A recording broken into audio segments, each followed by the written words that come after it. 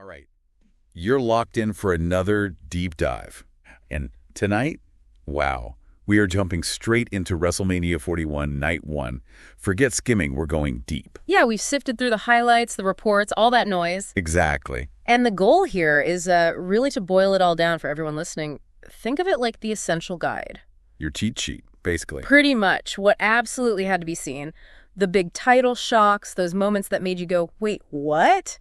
And, the stories that just got turned completely on their head. Totally. No need to piece it together yourself. We'll walk you through it, try and capture some of that insane energy they were describing from Allegiant Stadium. Vegas, man. 61,000 people. That's an atmosphere right there. Seriously. So our mission, if you will, Let's call it that. is to pull out the most crucial bits from Night 1. We're talking championships, the big surprises, and how the whole narrative kind of shifted. Right, where everything stands now after that first night in Vegas. Okay, let's get right into maybe the biggest one, the World Heavyweight Championship. Gunther walks in, the dominant champ. Yeah, he seemed almost unbeatable, didn't he? Like, his reign was just pure control. For sure. And then Jey Uso, he not only survives, he actually makes Gunther tap out. That's the stunner. I mean, think about it. People were saying this was Gunther's first submission loss in WWE ever. Wow. This guy's been a monster, and Jey Uso submitted him. That changes everything for that title. Instantly. You could see the punishment Gunther was dishing out. Those chops looked brutal. Oh, yeah. Vicious. But G just kept coming. There was this talk about him tapping into, like, ancestral strength or something. It felt different. It did feel different. That resilience was something else. And the finish, 3 Uso splashes, right? Yep, 3 of them. Then locked in that sleeper hold. For Gunther, who never submits. Yeah. That's just a massive, massive win for Jey. A huge statement. And then the moment after, Jimmy Uso comes out. Yeah. Celebrates with G. Right, after everything they've been through. Yeah. The fights, the betrayal. All that family drama. Seeing them hug it out with the title, it felt like a genuine moment, Like a pause in the war. Yeah, the ceasefire.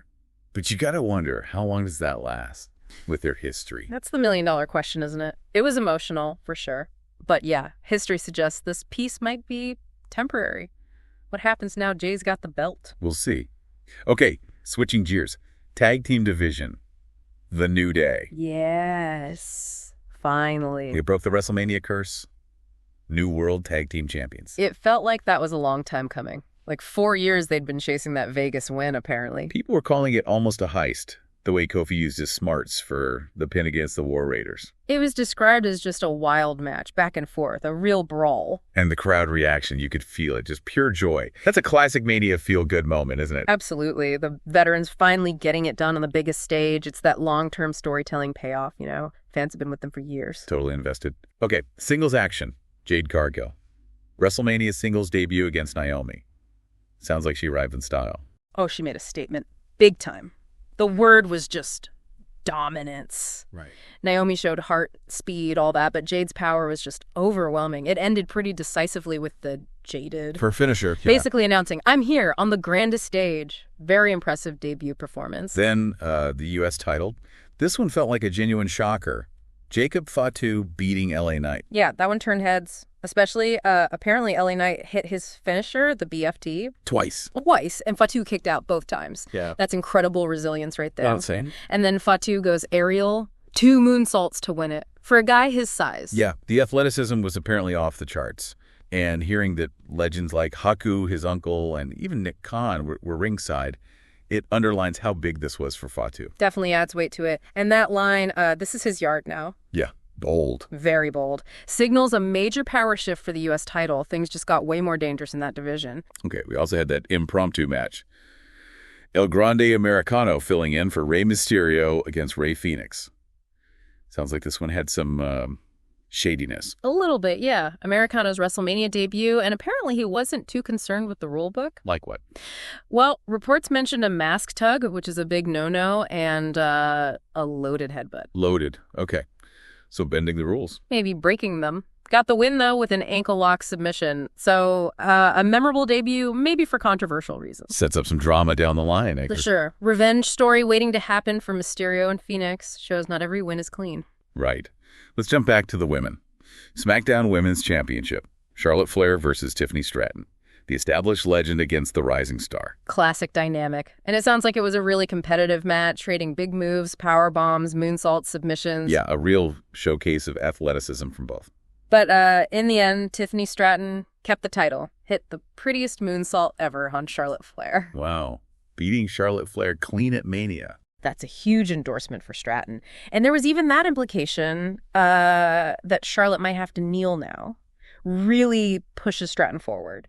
Feels like a potential changing of the guard moment, maybe. Solidifies Stratton right at the top. Definitely raises questions about where Charlotte goes from here, too. Okay. The main event, Rollins, Punk, Reigns. Oh, man. The history there, Yeah. the Shield connection, all shattered. Yeah, just putting those three together promised chaos. And it delivered. Absolute pandemonium was the word. Broken tables, steel chairs. Just brutal. And the Paul Heyman factor. That just threw everything into disarray. Okay, walk me through the Heyman stuff. It sounded nuts.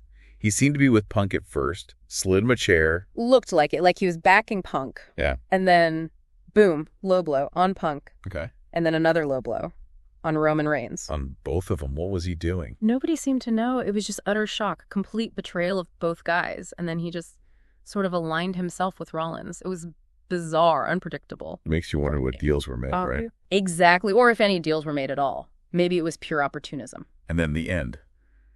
Seth Rollins hits the stomp on Punk and Reigns. Pins them both. Or pins one while the other's down. Sounds like he stomped both, secured the win that way, reclaiming that Mania moment Reigns took from him years back.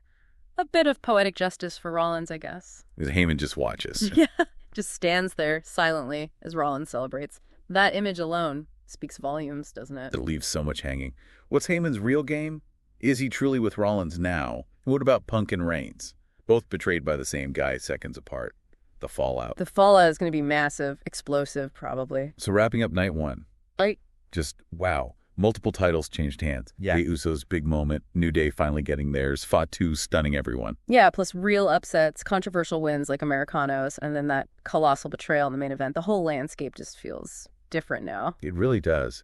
That idea that everything changed on night one feels pretty accurate. Totally. Yeah.